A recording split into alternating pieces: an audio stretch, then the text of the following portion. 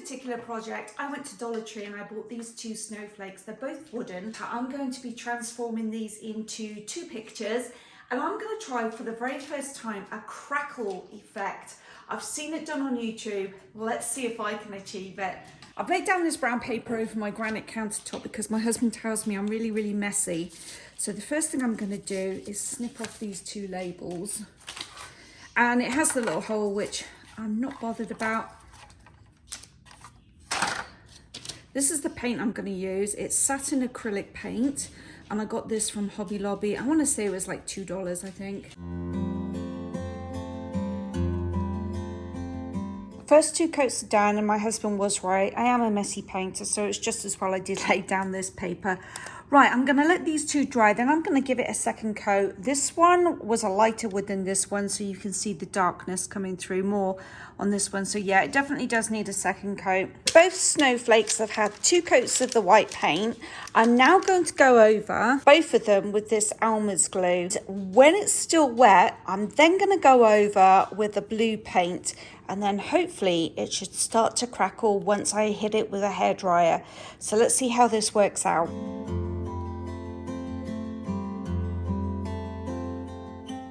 This paintbrush is from the dollar store and it's losing a lot of the bristles. I use these quite often, but this one's particularly bad. So I'll be honest, I don't know how thick this glue needs to be. I'm putting on a generous amount, but like I said, I've never used this technique before. Truly, I am winging this. Look, there's another hair right here. But this is good. I'm trying this so you guys don't get a fail.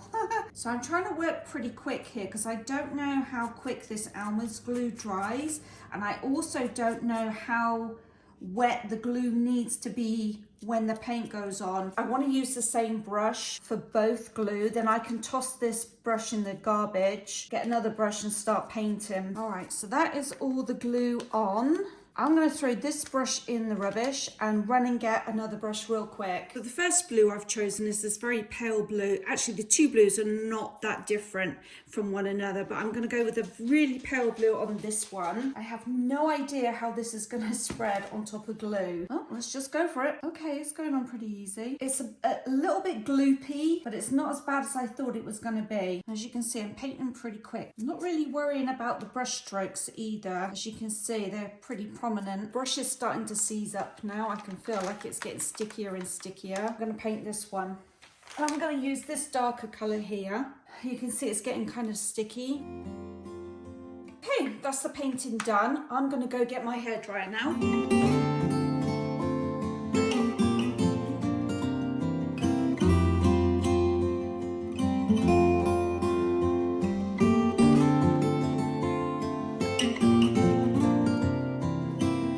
That's about a minute's worth of drying with the hairdryer. I'm going to let it dry some more. Wow, this crackle really works a treat. I'm very impressed with this. Really impressed.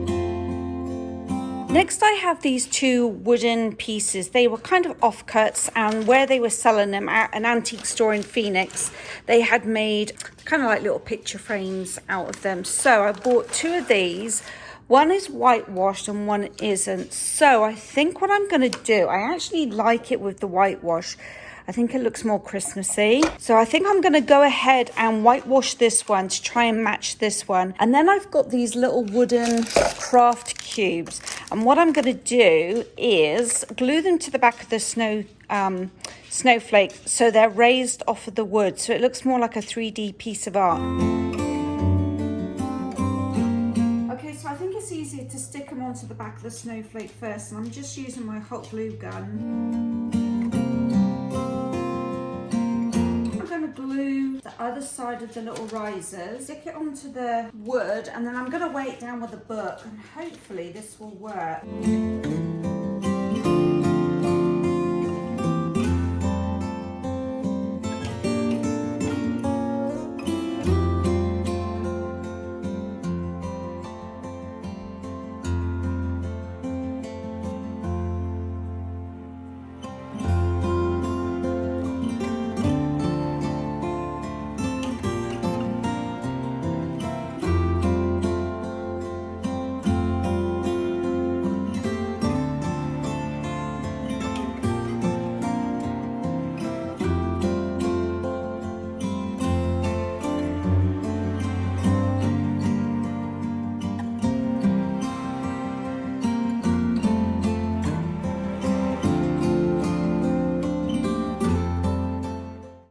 so they had this at the Dollar Tree too. This is actually how it comes.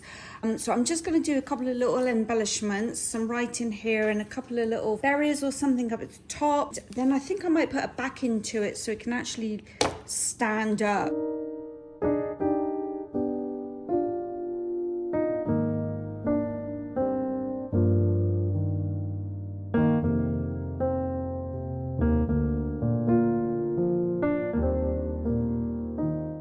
String lights that I'm going to use, and it comes with this battery pack, which I'm actually going to hide behind here so you won't see it. But what I recommend doing is wrapping it up in tin foil so none of this flour actually gets inside this battery pack.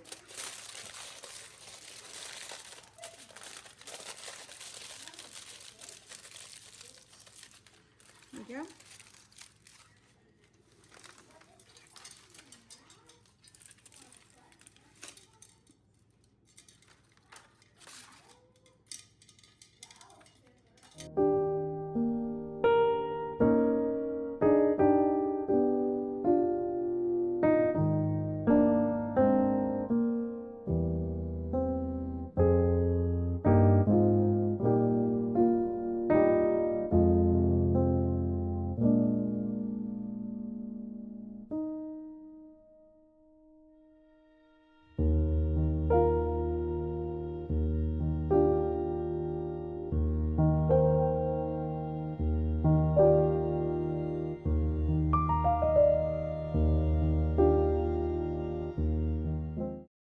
This item I found at the thrift store, so I paid $2 for this. It comes with its own easel. It's not actually two separate things. It's joined together. So I'm going to turn this into a cocoa bar sign. So this is the colour that I'm using to paint the actual easel. And I've decided to go with the dark brown because that is the actual colours of my kitchen cabinets.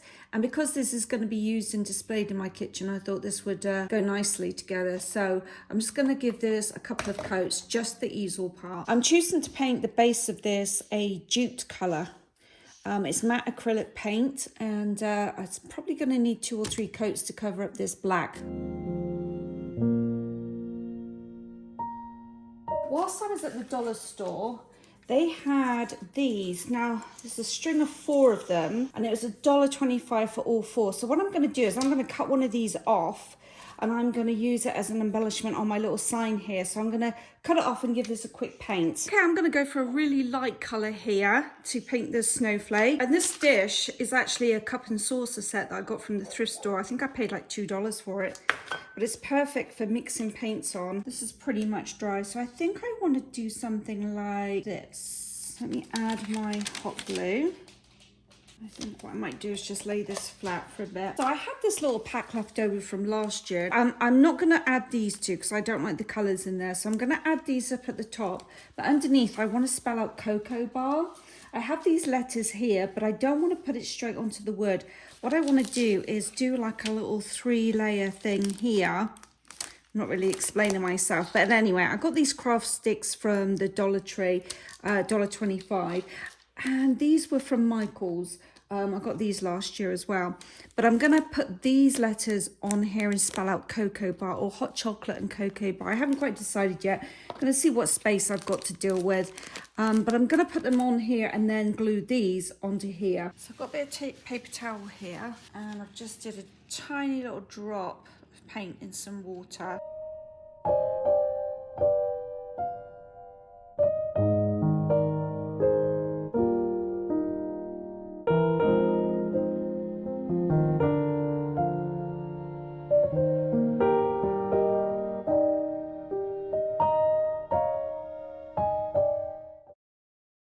If you remember, I got these from the thrift store. They were $1 each. So I paid $1, but originally they were $11.99 each, which I think is really, really expensive. So we're going to make a few changes to these and just make them look slightly more festive. And if you can hear a noise in the background, it's my husband.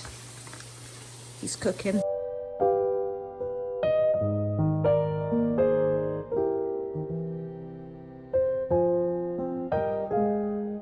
Hi everyone, I just wanted to jump on here real quick and say thank you for watching. And as you can tell, these projects were really inexpensive. Some of them were thrift shop finds, some of them were Dollar Tree finds, and some of them were just simply repurposed from last year. And some of them were finds from my garage that I actually forgot I had. So again, thank you for watching, and if you enjoyed this video, I think you'd like this one up here. This one was from last year, some really good decor Christmas ideas. And if you'd like to follow me on Instagram, my Instagram is right here. Thanks again, and I'll see you during the week. Bye!